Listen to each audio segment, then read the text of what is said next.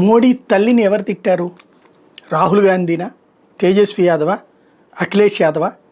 కాదు, వాళ్ళ సమక్షంలో వాళ్ళ పార్టీలకు సంబంధించిన ఇద్దరు కార్యకర్తలు అమ్మలక్కని తిట్టారు.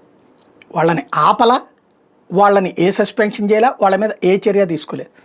దాంతో ఇప్పుడు అదే సెంటిమెంట్గా రంగంలోకి దిగింది ఎన్డీఏ. స్వయంగా మోడీ రంగంలోకి దిగారు.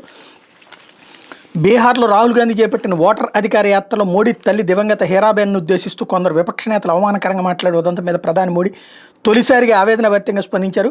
బీహార్లో మహిళల నైపుణ్యాభివృద్ధి కృషి చేసే కొత్త బీహార్ రాజ్య జీవికా నిధి సహకార సంఘ లిమిటెడ్ను మంగళవారం ఢిల్లీ నుంచి వర్చువల్గా ప్రారంభించి లక్షలాది మంది మహిళలను ఉద్దేశించి మోడీ ప్రసంగించారు.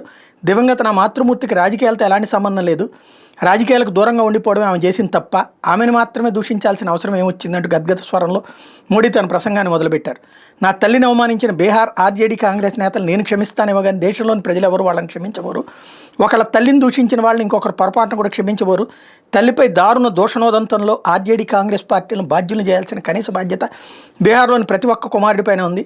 ఆర్జేడీ కాంగ్రెస్ నేతలు ఏ వీధిలోకి వెళ్ళినా, ఏ పట్టణంలో ప్రచారం చేసినా అక్కడ మాతృమూర్తులు సోదరిమణుల్ని అవమానిస్తే అస్సలు ఊరుకోబోమని, సహించబోమని గట్టిగా స్పష్టంగా తెలిసేలా చేయండి అని బీహార్ ప్రజలకు మోడీ పిలుపునిచ్చారు. తల్లిపై దుర్భాషలాడిన ఆర్జేడీ కాంగ్రెస్ నేతలను బీహార్లోని తల్లుల సోదరిమణులు వీధుల్లోకి వచ్చి మరీ నిలదీయాలి. ఇలాంటివి అస్సలు సహించబోమని స్పష్టం చేయాలి. నన్ను విమర్శించే క్రమంలో తల్లిని మహిళను తిడితే ఎవరు ఊరుకోబోరని, తెట్ల దండకానికి తెరదించుతామని మీరంతా నిరూపించాలని మహిళలకు మోడీ పిలుపునిచ్చారు. బీహార్ రాజ్య జీవికా నిధి సహకార సంఘ లిమిటెడ్ అనేది మహిళా స్వయం సహాయక బృందాలకు తక్కువ వడ్డీలకు రుణాలను అందిస్తూ వాళ్ళ నైపుణ్యాభివృద్ధి కృషి చేస్తుందంటూ ఈ సందర్భంగా మాట్లాడారు.